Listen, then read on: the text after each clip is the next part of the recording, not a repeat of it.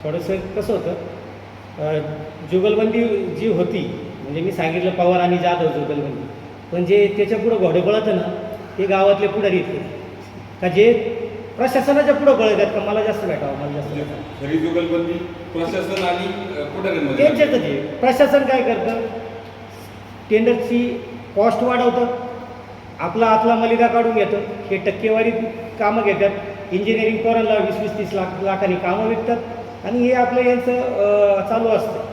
मग आता टक्केवारीत वाढली की पसंत टक्केवारी वाढली? दोन्हीत पण पैसे वाढले, टक्केवारी पण पैसे गेले आणि प्रशासनाने पण त्यांचे हे केले. 11% घेतात.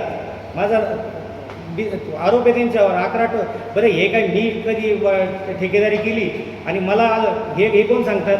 माझ्याही काळात ते ठेकेदार म्हणून गावची मुलं जी इंजिनियर झाले त्यांच्याकडे सर्टिफिकेट आहे, ती मुलं करतात आणि ती मुलं जर सांगत असतील तर आज आमच्याकडून 11% घेतले जातात, काम घेण्याच्या बदल्यात जर आमच्याकडून 15-15, 20-20 लाख रुपये घेतले जातात, काय त्या पोरांनी काय करायचं? बरं, हे सगळे पैसे पहिले घेऊन जातात.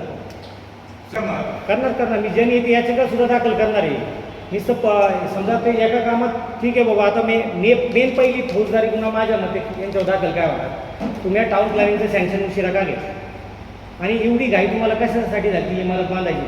जर तुम्हाला एवढी घाई झाली होती ना, मग 9 महिन्यात ती इमारत पूर्ण होऊन त्या बिचारा गाळ्याधारकांना गाळे का दिले? कुठे कागदपत्र तयार केलं? हो, 100% पुरं हे पुढं आहेत कागदपत्र. मी काय मनाने काहीच सांगत नाही. कागदपत्रावर तारखा आहे. हो, जर 9व्या महिन्यात मुदत संपली तर तुम्ही 12व्या महिन्यात त्याचं सँक्शन घेतात कसं? मग इमारत जी काय 2 मजले 3 मजले बांधले, कुणाच्या याच्यावर बांधले? असेच बांधले. जी आता टेंडर प्रक्रिया आहे ती पारदर्शक होण्यासाठी काय केलं पाहिजे असं मला वाटतं? टेंडर प्रक्रिया पारदर्शक होण्यासाठी सगळ्यात पहिलं म्हणजे बल्क टेंडर पद्धत बंद केली पाहिजे.